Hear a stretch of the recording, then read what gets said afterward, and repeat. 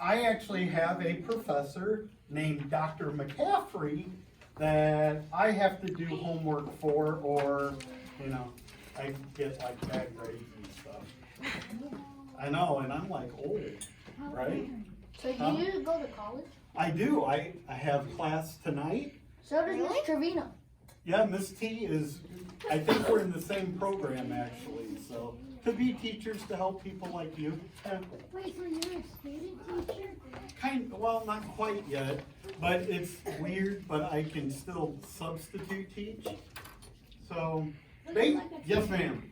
Is your job to document us? Not you, they have to document me to make sure I am like capable of leading your young minds. Cool. Yeah. Miranda. Yeah, thank you.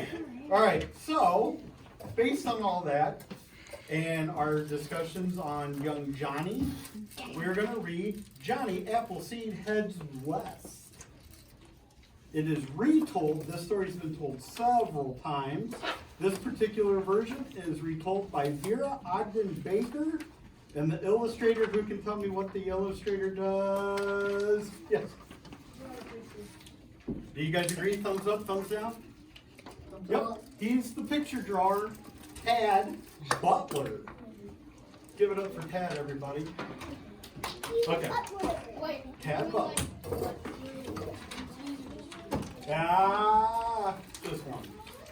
Okay, so we are on page 3. Everybody got a pointer finger out or something to follow along? Awesome, awesome. Johnny Appleseed had the strongest legs and feet man ever made. He was like a flying jackrabbit. He never wore shoes, but he could jump over the widest river in one giant leap. After that page, and just hands, please. Does this sound like it's fiction, which is like a fake story, or nonfiction, which is real? Oh, yeah. Fiction. Tatum, why do you think it's fiction? What gives you a clue in there? Because he has the strongest legs. Okay. Anybody else see anything else? Yes? He doesn't have a timeline. He jumped over a large river one week. It doesn't have a timeline. Oh, look at this. No timeline. So there's no real historical significance yet either. But it would be kind of hard to jump over a river in one giant leap. I think he jumped over one. Yeah, I can't like jump, so that's kind of it. Okay. Page 4, ladies and gentlemen. So we've established it's probably a fiction book. Johnny was born around the time of the American Revolution and grew up in Massachusetts. He loved sitting under trees and eating apples. One day he heard people talk of moving out west to live, and he knew they would need apples when they got there. Johnny gathered apple seeds and headed out west ahead of the settlers. Johnny was a scrawny man. His arms and legs were as thin as tree branches, but as strong as iron bars. Johnny wore an old cloth sack for a shirt with holes cut out for his head and arms. He always carried his shovel and a bag of apple seeds that never seemed to run out. He was quite a sight. He even wore a cooking pot on his head. All right, so on these couple pages, does Johnny seem like an adventurous fellow? What gives you a clue to that? Reem? It doesn't include because he's dressed weird and he's really young. Yeah, he seems to like to be in the wild. What does he do ahead of other people? Tatum? He starts walking west ahead of people. Okay. And based on that, do you think at the time the West was like settled, like, and had schools like we do? Or was it kind of like wild country? Country. Wild country? Okay. All right, let's go to the next page and we'll find out a little bit more. Page 6. In those days, the West was wild country. That's weird. There were no buildings or roads, only forests, wild animals, and native people. What do you guys think native people means? Okay, there probably weren't a lot of homes at that time. What's another word, if you've heard it, for native people? In other words, that would mean they were there before us. In ancient times. Okay, 9 this BC. would have been a couple hundred years ago. 8 BC. So, does anybody remember who was here before us? Oh. What their names were? Yes. Indians? Indians. So, Esau. okay, so when Johnny was in the West, they're saying the only people there were animals and Indians. That'd be kind of scary. No McDonald's or anything, right? No McDonald's. I know, right? I want a Big Mac, please. There's no Subway. We no can't Mickey hurt D's. you. No Subway. No Subway. I Taco Okay. Bell. All right, get inside. Let's continue. No Johnny loved nature more than just about anybody. He loved to walk from sunup to sundown and whistled wherever he went. Birds often followed Johnny to hear him make music. Johnny understood everything the birds said and talked right back to them with his whistles. Anybody tried to communicate with the birds? Yeah, once, but then they typed my once. Okay. Yes, ma'am. Hold on. Wait. Let's give somebody a chance to speak. Yes? You got enough? You have? How'd it go for you? Good. Okay. It didn't go good for me. Now, I've never been able to speak to a bird, I was so, like, but maybe Johnny's just that good. We'll find out. Page 9. Some Shawnee natives. nope. You missed it. Oh, did I? I sure did. Thank you. That means you're following along. Right, Miss Hayden? Right. Yes! All right. Johnny's legs carried him lightning fast from one clearing to the next. Whenever Johnny came to a clearing, he'd stop, dig a hole, and put an apple seed in it. Then he'd push the pile of dirt into the hole with his big bare feet. No boots, big bare feet. After planting seeds all day, Johnny would sleep under the stars. Apple trees as tall as Johnny would grow faster than the weeds in the clearings. Johnny would smile as big as a pumpkin before racing on to a new place. So why did Johnny plant an apple seed? Or where did he actually? Yes? You got nothing? Okay. Anybody? Yes. Yes, he did. Very good. All right. Page 8. Every morning, Johnny took the pot off his head, turned it right side up, and placed it under a tree. When Johnny came back in the evening, the pot was always full of delicious fruits and vegetables. I wish I had this pot. Interesting, right? Sometimes it was sweet potatoes, and at other times corn, nuts, or berries. Wait, corn comes from trees?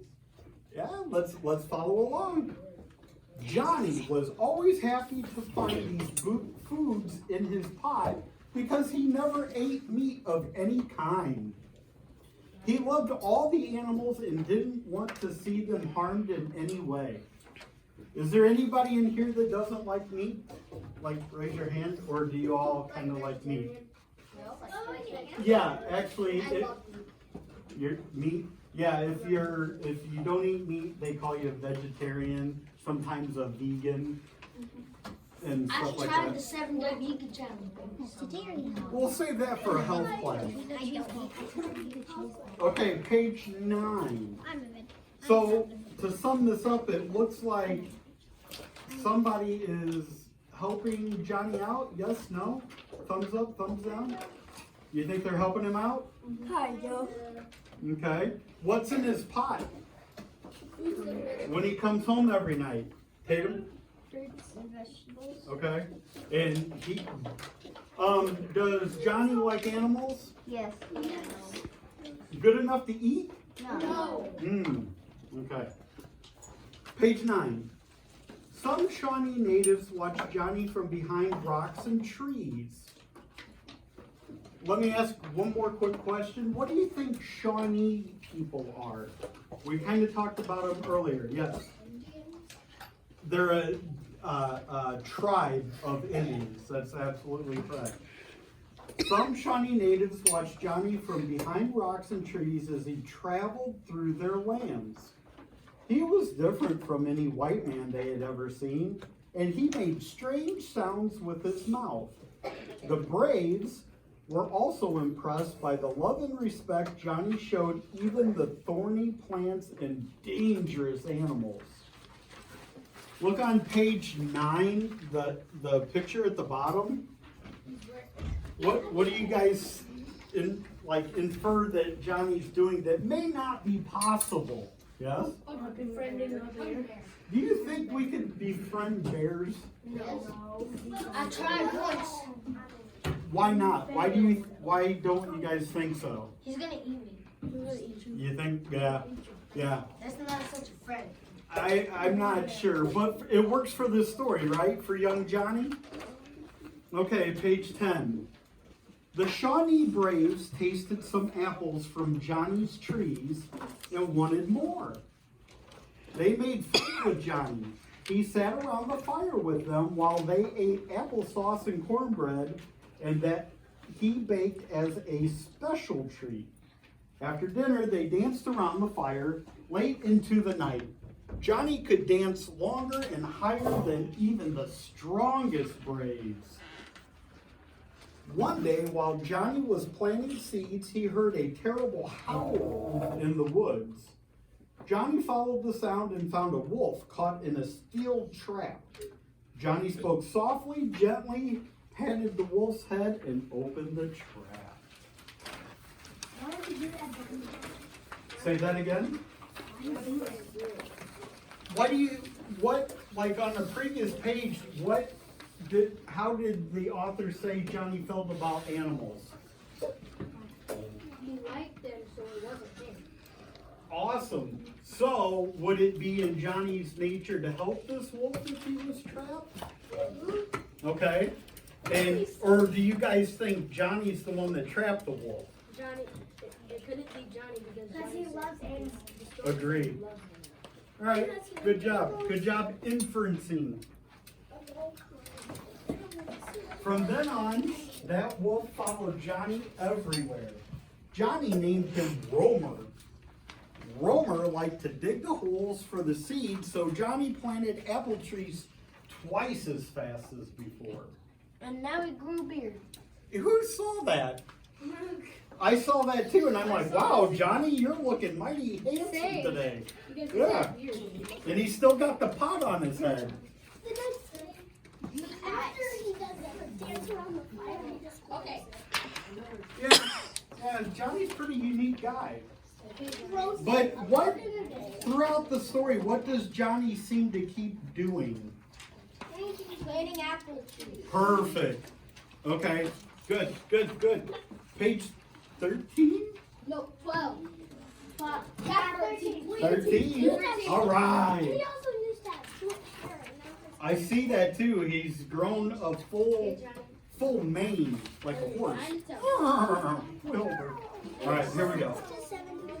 Johnny swiftly planted trees all over Pennsylvania, Ohio, Indiana, in this state we should all know, Illinois. When the settlers finally arrived in their covered wagons, They were surprised to find red apples hanging in every orchard. What a treat in the wilderness. Can you imagine, like, walking around not having any food and then seeing this big tree? Yes, ma'am? Yeah, we'll find out more in a minute. But then finding a big tree with apples and you're hungry? Yes, ma'am?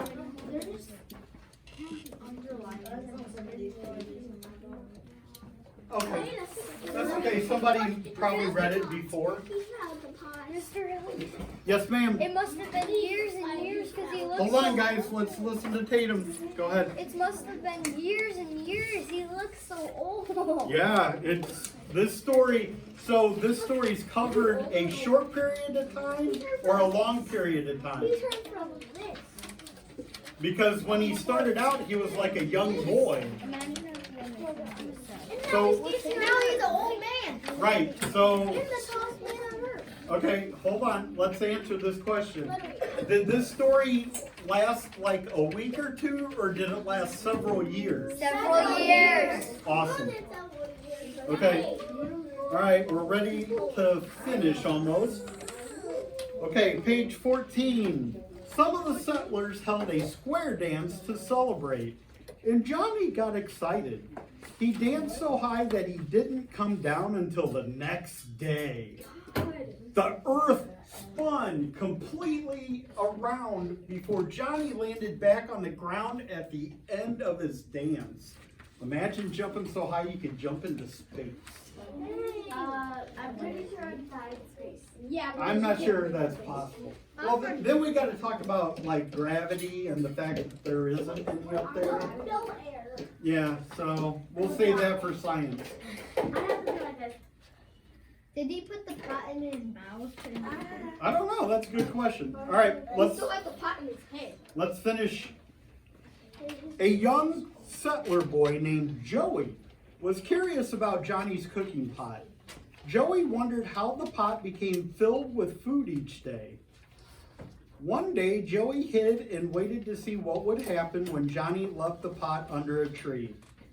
Joey waited and waited for what seemed like hours. Joey waited so long that he got tired and fell asleep. When he woke up, the pot was full of potatoes, strawberries, and walnuts. Joey didn't see anyone, but he found tracks from many kinds of animals around the pot. In time, Johnny grew old and died. Romer the wolf carefully buried Johnny with his bag of apple seeds, shovel, and cooking pot. That night, Romer sat next to Johnny's grave and howled long and sad at the golden moon. The birds came to pay their respects as well and sang their very best hymns. Hundreds of other animals gathered at the edge of the forest to say goodbye to their fallen friend. And still today, the sweetest apples in the whole country grow right in that very spot. This just turned into like a horror story. Horror story? I don't know about all that, but man, that's quite a story. What do you guys think? No. Yeah? Oh, hands please, hands please. Oh, yeah? You didn't want to hear about Johnny dying? Okay, okay. Okay, so what we're going to work on next is with the fact or fiction sheet, and I will have a worksheet to hand out that we basically covered in what happened throughout the story, and you guys answered so well, we should be able to knock this out pretty quick. So the instructions on the fact or fiction sheet are: write examples from the book under the correct heading. Thank you very much. So one of them says reality, which means, anybody? It means Joxie. It's real. Absolutely. And fantasy, which means it's fake. awesome. And then we can draw a picture of Johnny below, showing what is real about him and what is fantasy. Okay? And then we will work on this worksheet. Sound good? Thumbs up? Awesome.